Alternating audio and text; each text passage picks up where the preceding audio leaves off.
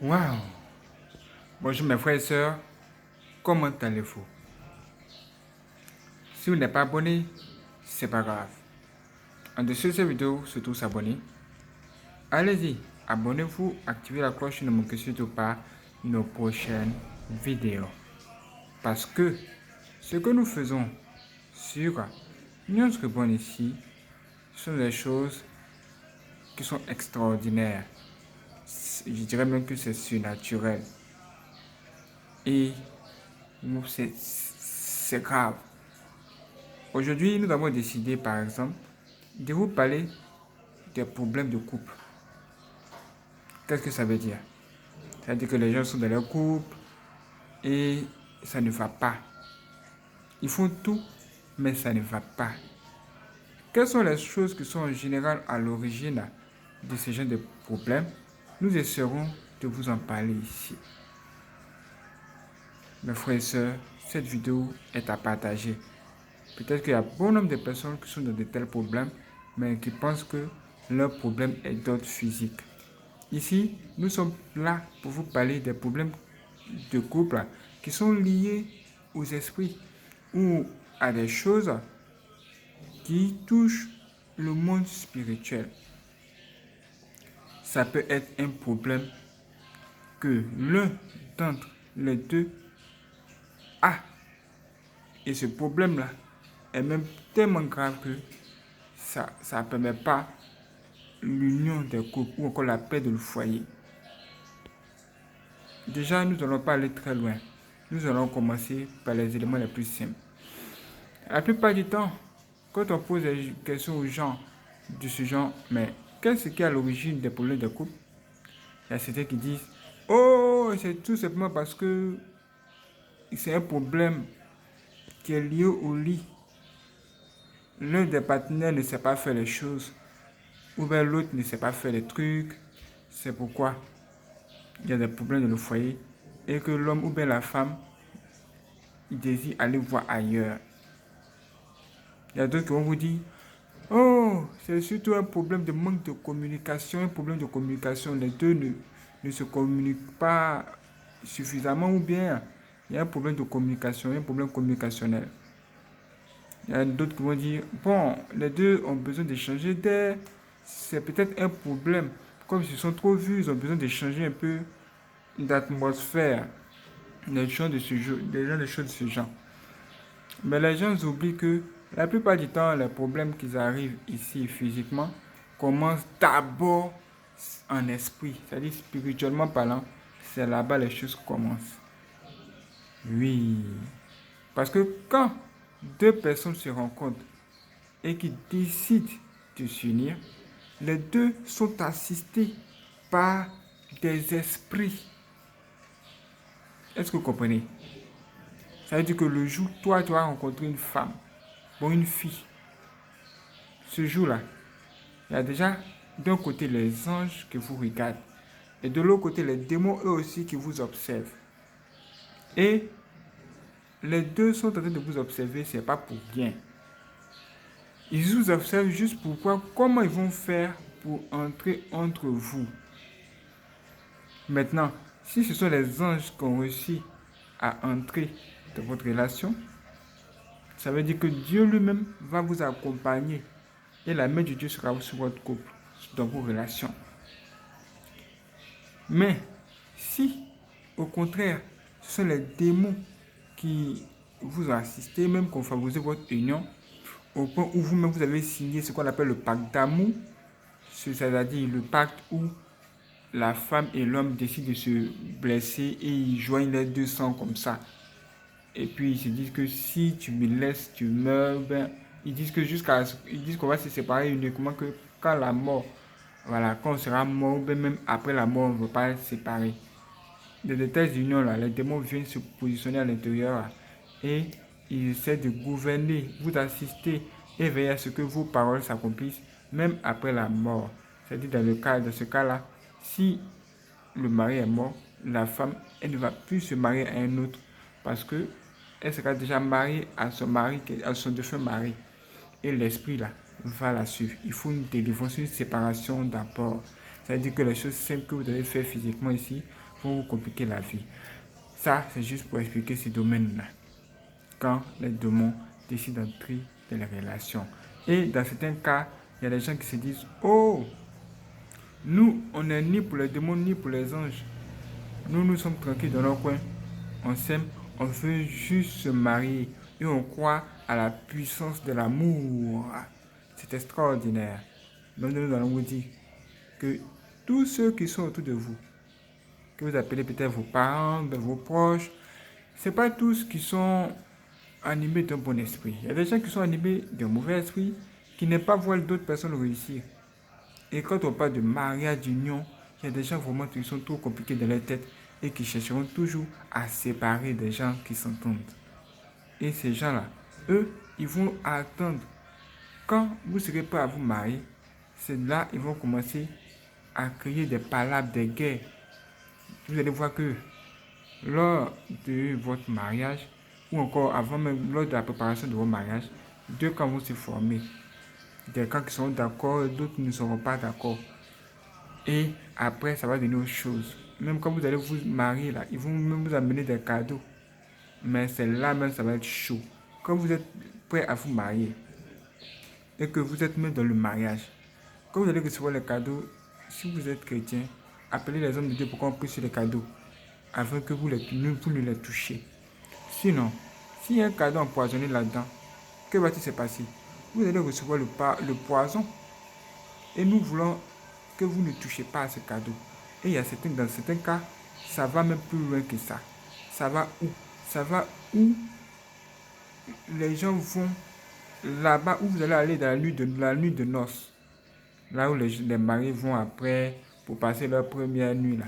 Souvent là, on nous dit que là-bas, sur les lits là, les sorciers se déplacent spirituellement par arriver là-bas.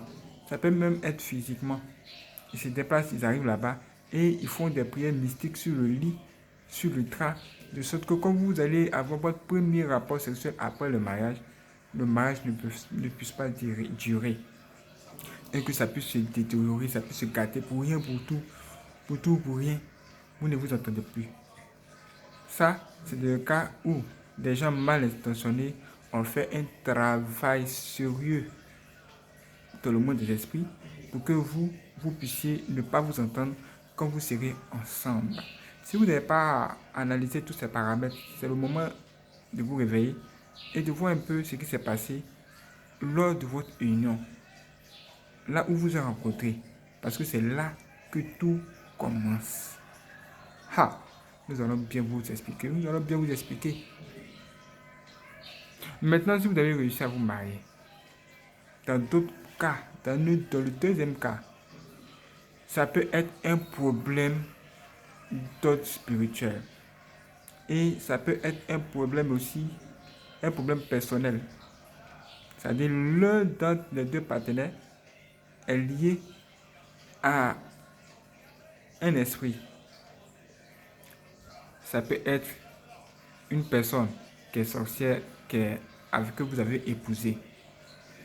Si cette personne est sorcière et que vous, par exemple, vous êtes blanc, c'est-à-dire vous êtes un chrétien, nous allons vous dire, dans un tel cas, il y aura toujours des tensions dans votre couple. Le foyer sera instable. Vous allez vous poser des questions, vous allez même faire tout. Si vous voulez, même vous pouvez prier comme vous voulez. Mais le foyer sera instable. Vous savez pourquoi? C'est parce que la lumière et les ténèbres ne peuvent jamais coexister ensemble. Ils ne peuvent pas être ensemble. Donc il y aura toujours des tensions. Si ta femme, par exemple, elle est sorcière, ce qui va se passer, c'est que dans le monde des esprits là-bas, ils vont lui dire de tout mettre en œuvre pour que toi tu n'aies pas la paix. Ou bien si c'est ton homme qui est sorcier, dans le monde des esprits là-bas, le diable va lui dire de tout mettre en œuvre pour que toi, sa femme qui est chrétienne, tu puisses toujours te lamenter au point où tu n'as même pas la possibilité de prier et de demander à Dieu d'intervenir à ta faveur. Vous savez que nous tous, nous cherchons Dieu. Mais quand le temps est arrivé pour qu'on se marie là, si on fait l'erreur de choisir une personne qui appartient à un autre camp, ce qui va se passer, c'est que cette personne va même essayer de nous faire dévier du chemin de Dieu pour nous amener sur le chemin du diable. Est-ce que vous comprenez? C'est à ce moment-là, si vous ne buvez pas, vous allez commencer à boire.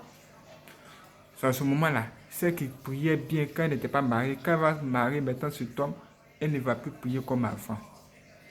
Et ça là, c'est un truc qui va aider le diable. Ça sera à la faveur du diable. Et au cas où ça ne marche pas, l'homme va toujours créer des tensions. La femme, elle est chrétienne. Elle fera tout pour que le foyer soit stable et que tout va bien. Mais l'homme, de son côté, puisqu'il a reçu un ordre du monde des esprits, lui, il fera tout ce qu'il a son possible pour qu'il y ait toujours des tensions, vous soyez toujours en guerre. Parce que de toutes les façons, spirituellement parlant, vous êtes en guerre. Parce que vous n'adorez pas le même Dieu. Est-ce que vous comprenez?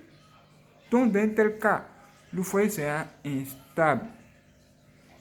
Si vous voulez appeler les voisins, si vous voulez appeler qui vous voulez appeler, les témoins de mariage, toutes les personnes que vous connaissez, le foyer sera instable aujourd'hui, ça sera instable demain. Mais si vous vous levez et que vous deux vous priez pour que vous ayez le même Dieu, c'est-à-dire celui qui est sorcier soit délivré, ou celle qui est sorcière soit délivrée, là, ça peut marcher. C'est-à-dire que la femme, si elle voit que son mari est sorcier, ou c'est un sataniste, parce qu'elle doit le savoir d'abord, elle doit détecter ça. C'est pas toujours le gars peut lui dire.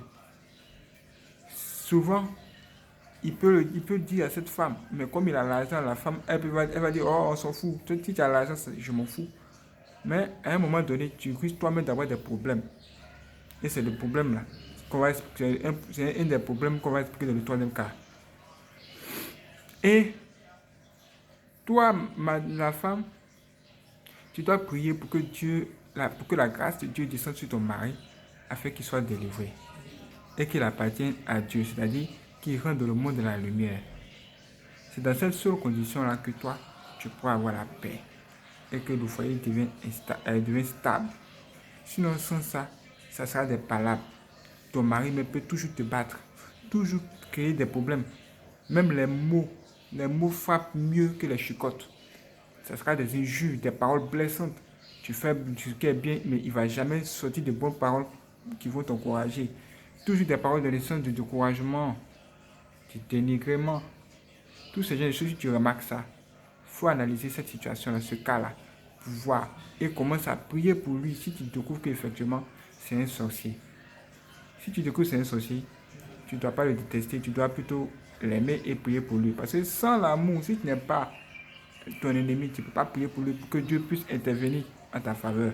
Parce que pour que le miracle s'opère, il faut que toi, tu puisses vraiment abandonner, c'est-à-dire de vider le cœur de toutes les rancœurs que tu as gardées sur le cœur parce qu'il t'a incité longtemps, tout ça. Tu dois te débarrasser de toute ta colère contre lui afin que la prière puisse marcher. Sinon, sans ça, ça ne marchera pas. Et le diable sait, c'est pourquoi il veillera à ce que ce gars-là, cet homme-là, il puisse continuer toujours à t'insulter. C'est ce que le diable fait, c'est ainsi. Pour que toi, tu ne puisses pas prier pour tes ennemis. Vide ton cœur, comment t'as pardonné déjà, parce que c'est par là que tout commence. Si tu veux que ton foyer soit stable, il va falloir que tu fasses de grands sacrifices. Dans le troisième cas, c'est là où l'un des partenaires est marié à un esprit, ou un mari de nuit, ou une femme de nuit, si c'est un homme. Ça veut dire que dans les deux cas, ce sera les mêmes effets. Si l'homme est marié à une femme de nuit, cette femme-là, elle n'acceptera jamais que lui se marie à une autre femme parce qu'elle est très jalouse. Elle est même plus jalouse que les femmes de ce monde. Et si lui, il fait l'erreur d'essayer de regarder, ne serait-ce que regarder une femme dehors, cette femme va mourir. Même si il n'a même pas demandé le nom de cette femme. Ça a déjà arrivé. C'est pourquoi toutes les personnes qui n'ont pas Jésus-Christ sont exposées. Ces personnes sont susceptibles d'avoir des morts subites. Je ne sais pas comment les gens sont morts. On te dit que la personne est décédée, c'est fini. Les gens meurent gratuitement. Et Jésus-Christ, dans ta vie, ça va t'aider. Ça veut dire que si l'homme, par miracle, il a réussi à te pousser, toi, ma soeur, tu vas toujours tu vas toujours voir des choses étranges. Tu peux dormir avec lui, par exemple, et tu vas toujours te retrouver à terre au lieu d'être sur le lit. Tu peux même constater même que dans la maison, les assiettes sont propres quand tu t'endors, mais le matin quand tu te lèves, les assiettes sont sales. Comme si quelqu'un d'autre, une autre femme était venue préparer dans la maison. Tu peux dormir au lieu d'être dans la chambre, tu te retrouves dehors. C'est-à-dire toi, avec ton pyjama, ta robe de nuit, vous deux, vous êtes dehors là-bas, couchés, en plein air, et tous les passants peuvent même te voir. Ces genre de choses sont déjà arrivées. Si vous pensez que c'est de la blague, mes frères et sœurs, chez nous, on appelle ça tester, rester. Ne testez pas, ne cherchez pas à tester ça. Avant d'épouser une femme, un homme ou une femme, cherchez à savoir quel est son état d'âme. Est-ce qu'elle est liée à un homme spirituel? Est-ce qu'elle a quelqu'un dans sa vie? Physiquement, tu peux la voir qu'elle n'a pas quelqu'un dans sa vie. Elle va te dire, non, je n'ai personne dans sa vie, dans ma vie. Et elle dit, ouais, mais spirituellement parlant, peut-être elle ne sait même pas qu'elle est mariée de nuit. Ou même lui-même ne sait même pas qu'il est une femme de nuit. Voilà. Mes frères et sœurs, nous devons vraiment faire très attention. Maintenant, si c'est, comme on vous l'a dit, si c'est toujours l'homme qui a également une femme de nuit, comme on vous l'a dit, cette femme de nuit, elle peut aussi créer des fausses couches chez toi. C'est-à-dire, toi, la femme, à chaque fois que tu tombes enceinte, tu perds l'enfant. Tu fais des fausses couches seulement. Des fausses couches, tu te poses la question, mais comment c'est possible? Mais pourquoi toujours des fausses couches? Première fausse couche, deuxième, troisième fausse couche, quatrième fausse couche, cinquième. Et tu es là, tu te lamentes tout le temps. Pourquoi? Pourquoi c'est comme ceci? Pourquoi c'est comme ça? Mes frères et sœurs, nous allons vous dire, il y a un truc. Et le truc, c'est que ton mari, là, il y a une femme de nuit. Et tant que cette femme de nuit n'est pas chassée par la puissance divine, la puissance de Dieu, du très haut, du Dieu Tout-Puissant, vous allez toujours continuer à avoir de tels symptômes. Et ça, ce n'est pas bien du tout pour mes soeurs, ce n'est pas bien du tout pour mes frères. Quand on parle aussi des frères, si toi tu rencontres une fille et que cette fille-là, elle a un mari de nuit, ce mari de nuit va tout faire pour que vous ne soyez pas ensemble. Ce sont les mêmes effets, comme on vous l'a dit. Et lui, son travail, ça sera aussi de faire en sorte que la femme, elle puisse te détester comme ça. Et des problèmes vont survenir. Quel genre de problème, par exemple?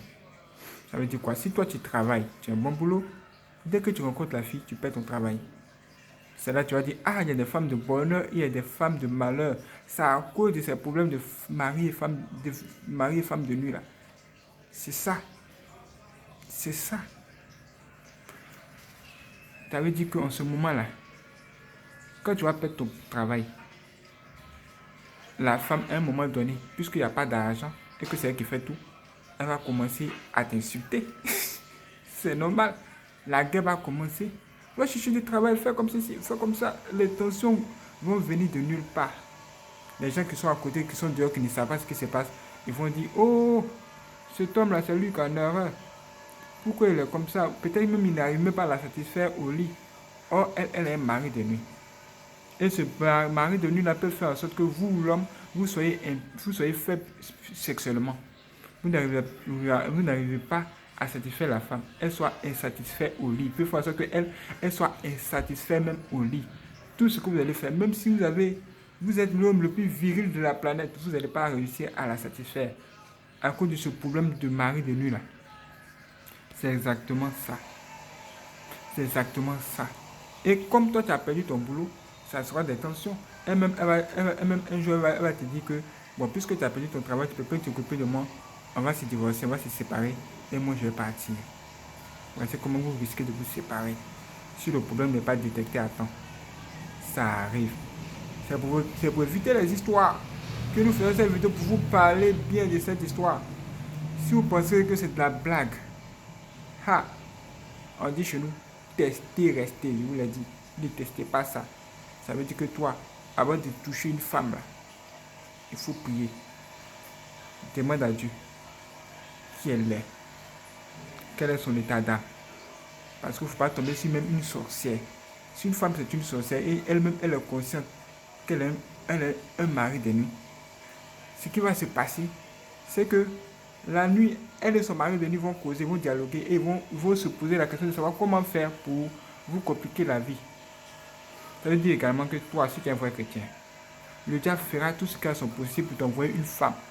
Une femme qui est même sa femme. Oui. Et ce qu'il va dire à la femme de faire, c'est ce qu'elle va faire le matin. Ça sera toujours des problèmes. Elle va faire tout ce qu'il faut faire pour que toi, tu n'aies pas la paix. Et qu'au lieu de prier, tu passes ton temps à régler des problèmes de foyer. Au lieu de t'intéresser à tes projets, tu passes plutôt ton temps, la majeure même partie de ton temps, à régler tes problèmes de foyer. Même au travail, tu n'es plus concentré, tu es distrait au point où tes performances diminuent et que tu ne sois plus utile dans ton boulot et que tu sois renvoyé. Fais attention. Et le problème le plus dur, le plus compliqué, c'est que le diable même va plus loin. Dans la mesure où il cherchera maintenant à tuer ton âme, ton état d'esprit et te conduire en enfer plus tard, quand tu vas mourir. Faites très attention. Faites très attention. Il y a des femmes qui ont tué leur mari parce qu'elles étaient des sorcières. Mais personne ne sait parce que c'est dans le monde des esprits. Ça veut dire que tu dois vraiment faire attention. C'est une question de vie ou de mort. Abonne-toi, partage cette vidéo et dis-nous ce que tu en penses. Et sois prêt pour la prochaine vidéo. Que Dieu bénisse, frères et sœurs. Prenez soin de vous. Ne manquez pas de regarder la vidéo qui va apparaître ici aussi. Et d'aller sur notre rebond en dessous de cette vidéo, cliquez sur notre rebond. Allez sur la page d'accueil, abonnez-vous sur notre troisième chaîne si ce n'est pas encore fait. Notre rebond 2, notre rebond 3 et notre TV sont ces trois chaînes en question. Prenez soin de vous, mes frères et sœurs, pour vous la prochaine vidéo.